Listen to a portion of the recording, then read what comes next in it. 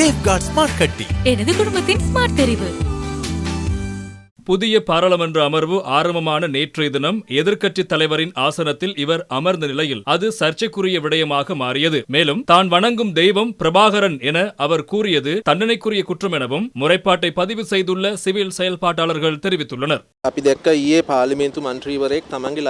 நேற்றைய தினம் பாராளுமன்ற உறுப்பினர் ஒருவர் தனது நேரலையில் தனது தெய்வம் பிரபாகரன் என கூறியுள்ளார். பாராளுமன்ற உறுப்பினர் ஒருவர் அதனை கூறுவதிலுள்ள அபாயம் என்னவென்றால், அவர் சத்திய பிரமாணம் செய்யும் போது இந்நாட்டின் இறையாண்மை, சுயாதீனத்தன்மை ஆகியவற்றுக்கு பாதிப்பு ஏற்படும் எந்த ஒரு செயற்பாட்டையும் மேற்கொள்ள மாட்டேன் என்றும் இந்நாட்டின் அரசியலமைப்பை பாதுகாப்பேன் எனவும் கூறினார். ஆனால் இப்போது பிரபாகரன் தன்னுடைய தெய்வம் என்று அவர் கூறியதன் ஊடாக அவர் தேச துரோக குற்றம் செய்துள்ளார். எனவே பாராளுமன்ற உறுப்பினரால் செய்யப்பட்ட இந்த குற்றத்திற்கு எதிராக நாம் சட்ட நடவடிக்கை எடுக்காவிட்டால், இந்நாட்டில் சட்டம் அமலாகாவிட்டால், நாளைய தினம் இந்நாட்டில் ஈழம் உருவானால் என்னவாகும்? அதேபோல் பாராளுமன்ற உறுப்பினர்களுக்கு இவ்வாறு இனவாதத்தை பரப்ப முடியாது.